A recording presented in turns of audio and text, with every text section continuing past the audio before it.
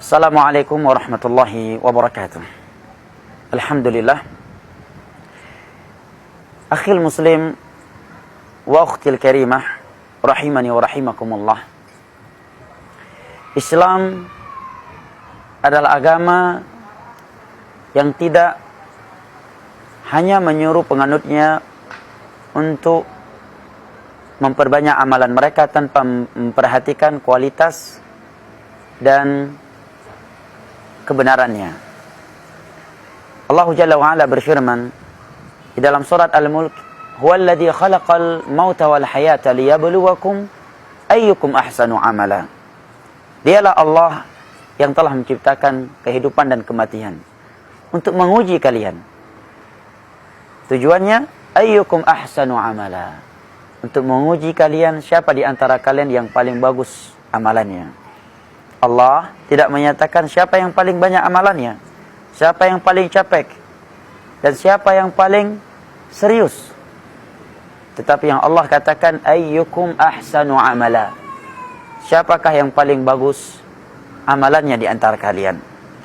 Diterangkan oleh ulama tafsir, di antaranya adalah Fudail bin Iyadh rahimahullah, sebagaimana yang dinukilkan oleh Al-Imam Ibnu Katsir dalam tafsir Al-Qur'anil Azim.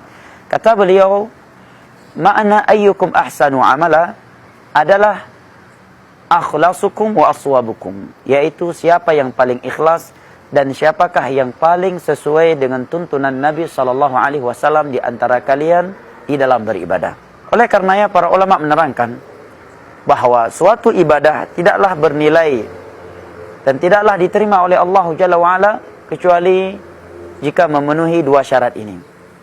Ikhlas, karena Allah Jalla wa'ala tidak menginginkan pujian dan sanjungan dari manusia, dan sesuai dengan tuntunan Rasulullah SAW.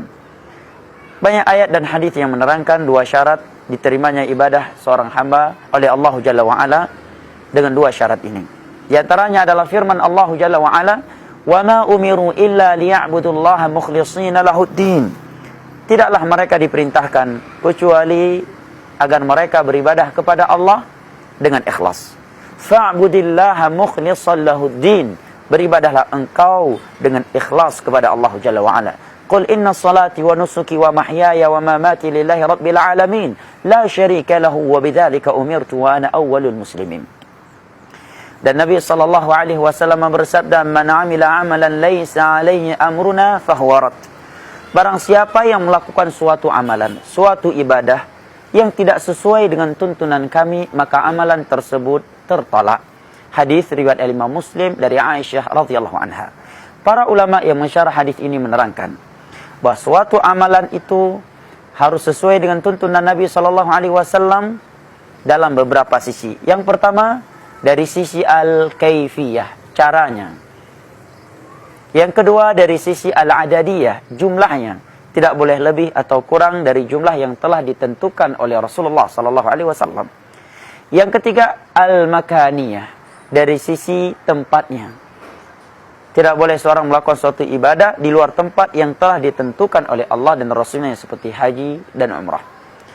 Yang berikutnya, az-zamaniyah, dari sisi waktunya, di mana dia tidak boleh melakukan suatu ibadah di luar waktu yang telah ditentukan. Maka amalan seorang hamba yang ikhlas semata, tanpa mencocoki tuntunan yang telah dituntun oleh Rasulullah SAW, tidak akan bernilai dan tidak akan diterima oleh Allah, karena amalan tersebut menjadi amalan yang bid'ah. Demikian pula sebaliknya, suatu ibadah yang sesuai dengan tuntunan Nabi SAW juga tidak akan diterima oleh Allah Jalla wa'ala jika ketika ia melakukannya dalam keadaan tidak ikhlas.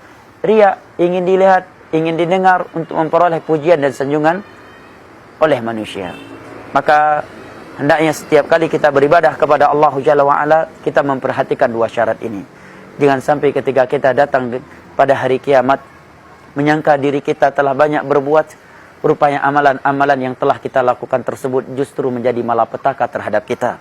Karena Allah Jalla wa'ala berfirman, "Amilatun nasibah, tasla naran habiyah." Ada sebagian manusia yang telah lelah, yang telah penat beramal.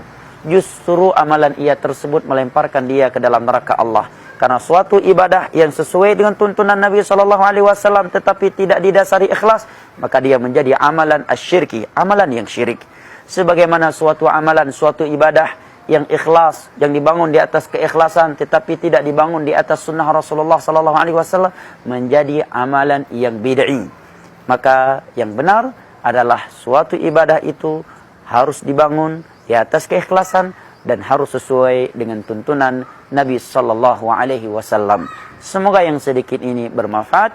Barakallahu fikum. Wassalamu alaikum warahmatullahi wabarakatuh.